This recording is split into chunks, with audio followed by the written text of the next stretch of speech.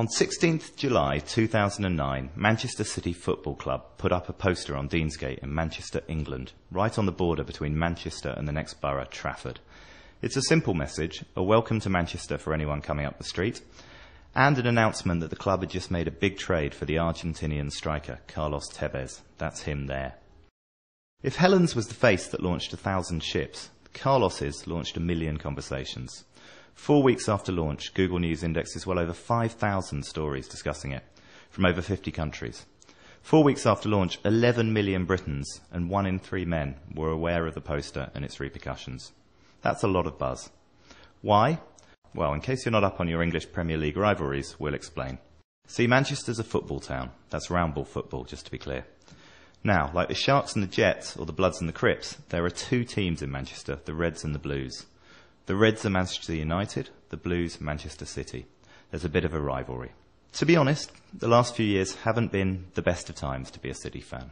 They've not won much really since 1976. In which time United have won the Premier League 11 times, were European champions twice, and won the FA Cup 8 times.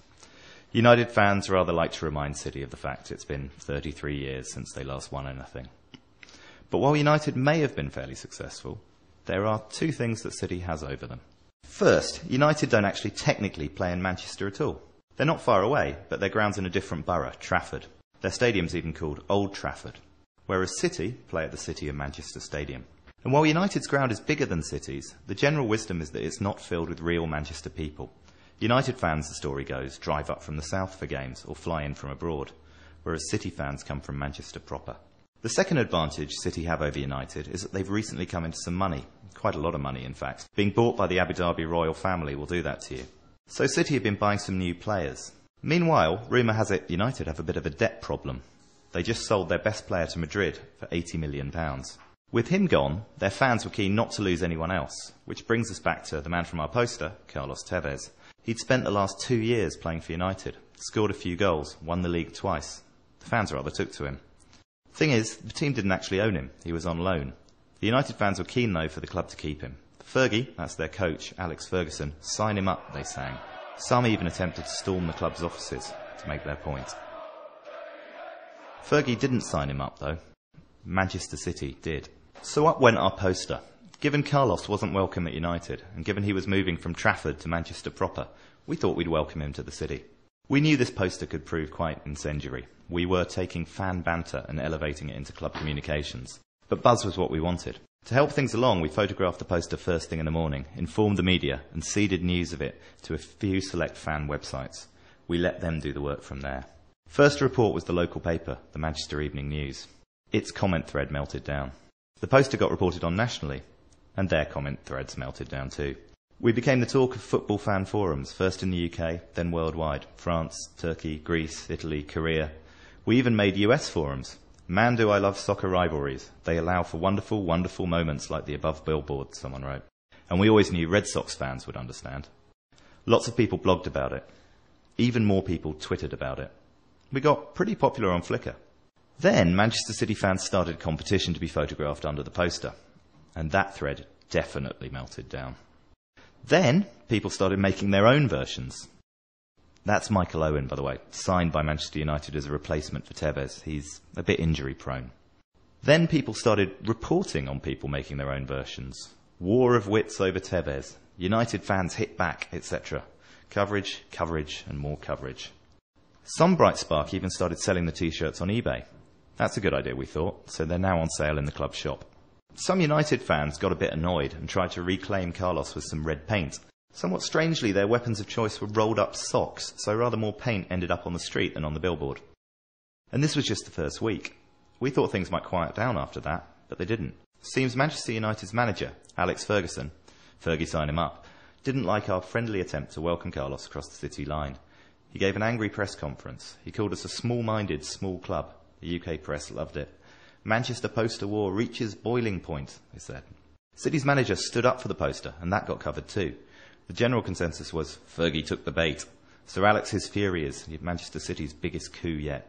Pop stars got involved. That's Ian Brown, or King Monkey, as he prefers to be known.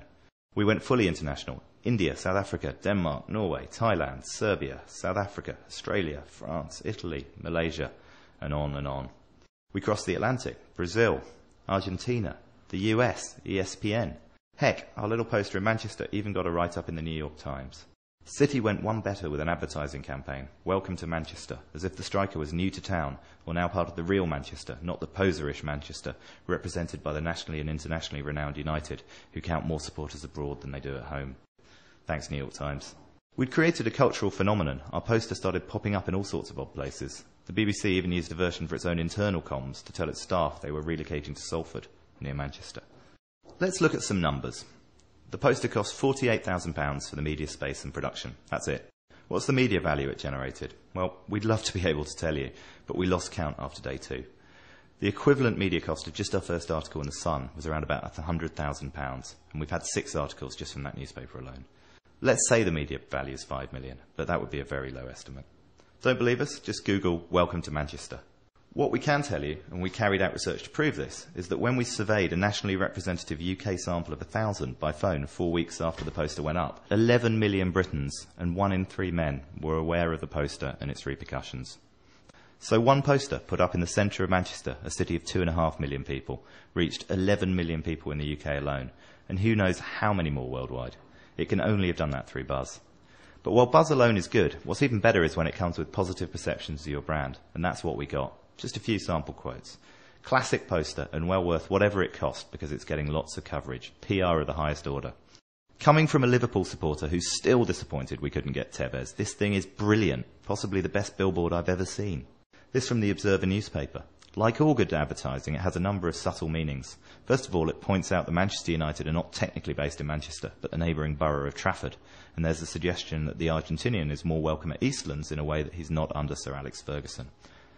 All good advertising hits its target, and Ferguson, many thousands of miles away in a hotel room in Malaysia, is certainly stung. This simple poster is full of double meanings. Welcome to everyone entering the city centre, but coloured in sky blue. Showing the celebration of a United goal by a then United player, but who now belongs to City. Is it Tevez doing the welcoming, or is it Manchester welcoming him? Is it advertising Manchester? Is it advertising City? Or is it advertising Manchester and City? Priceless? The buzz certainly was.